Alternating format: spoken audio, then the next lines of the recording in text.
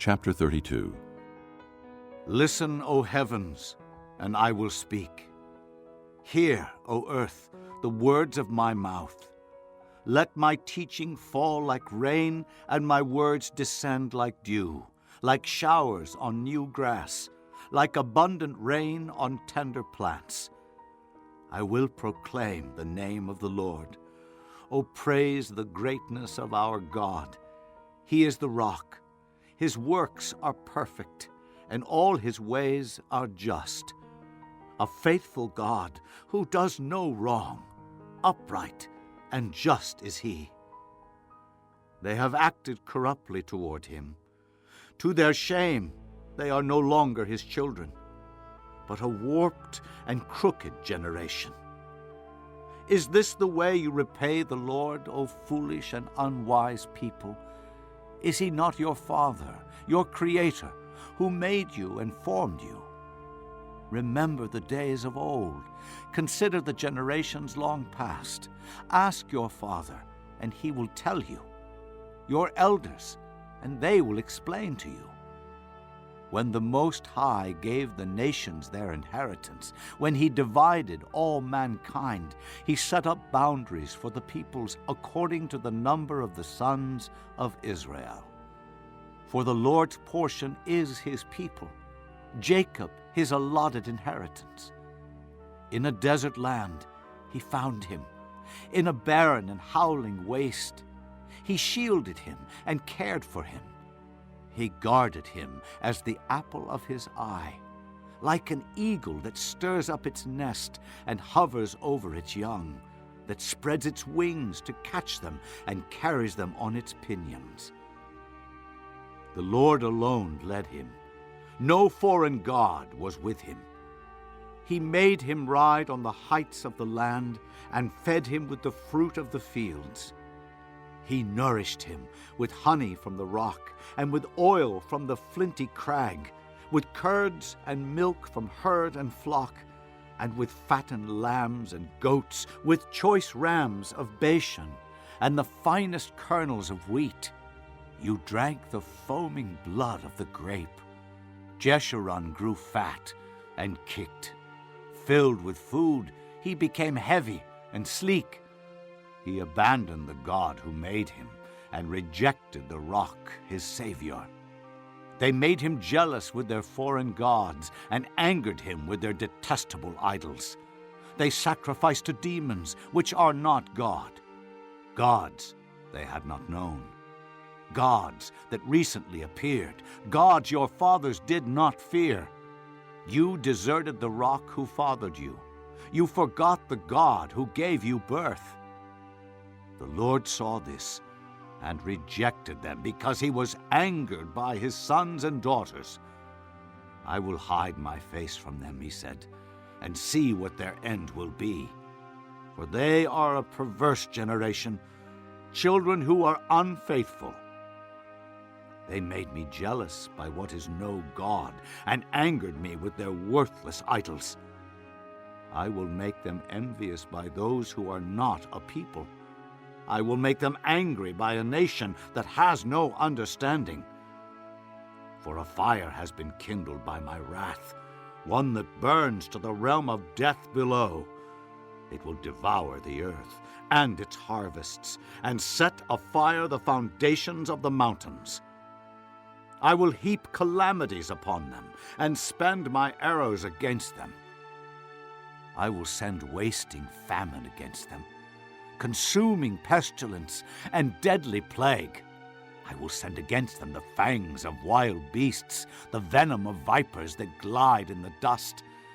In the street the sword will make them childless. In their homes terror will reign. Young men and young women will perish, infants and gray-haired men. I said I would scatter them and blot out their memory from mankind, but I dreaded the taunt of the enemy, lest the adversary misunderstand and say, "Our hand has triumphed. The Lord has not done all this." They are a nation without sense. There is no discernment in them.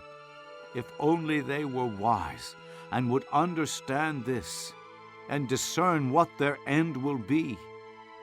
How could one man chase 1,000, or two put 10,000 to flight, unless their rock had sold them, unless the Lord had given them up? For their rock is not like our rock, as even our enemies concede. Their vine comes from the vine of Sodom, and from the fields of Gomorrah. Their grapes are filled with poison, and their clusters with bitterness.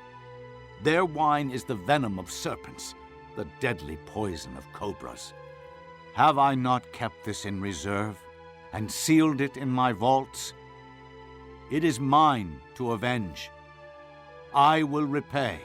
In due time their foot will slip.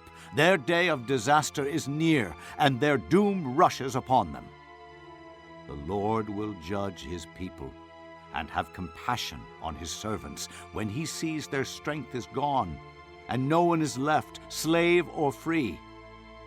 He will say, "Now where are their gods, the rock they took refuge in, the gods who ate the fat of their sacrifices and drank the wine of their drink offerings?" Let them rise up to help you. Let them give you shelter. See now that I myself am he. There is no God besides me. I put to death, and I bring to life. I have wounded, and I will heal, and no one can deliver out of my hand. I lift my hand to heaven and declare, as surely as I live forever, when I sharpen my flashing sword, and my hand grasps it in judgment, I will take vengeance on my adversaries and repay those who hate me. I will make my arrows drunk with blood, while my sword devours flesh, the blood of the slain and the captives, the heads of the enemy leaders. Rejoice, O nations, with his people, for he will avenge the blood of his servants. He will take vengeance on his enemies and make atonement for his land and people. Moses came with Joshua son of Nun and spoke all the words of this song in the hearing of the people. When Moses finished reciting all these words to all Israel, he said to them, "Take to heart all the words I have solemnly declared to you this day, so that you may command your children to obey carefully all the words of this law. They are not just idle words for you. They are your life. By them you will live long in the land you are crossing the Jordan to possess." On that same day, the Lord told Moses, "Go up into the Abarim range to Mount Nebo in Moab, across from Jericho, and view Canaan, the land I am giving the Israelites as their own possession. There on the mountain that you have climbed, you will die and be gathered to your people, just as your brother Aaron died on Mount Hor and was gathered to his people. This is because both of you broke faith with me in the presence of the Israelites, at the waters of Meribah Kadesh in the desert of Zin, and because you did not uphold my holiness among the Israelites. Therefore, you will see the land only from a distance. You will not enter the land I am giving to the people of Israel."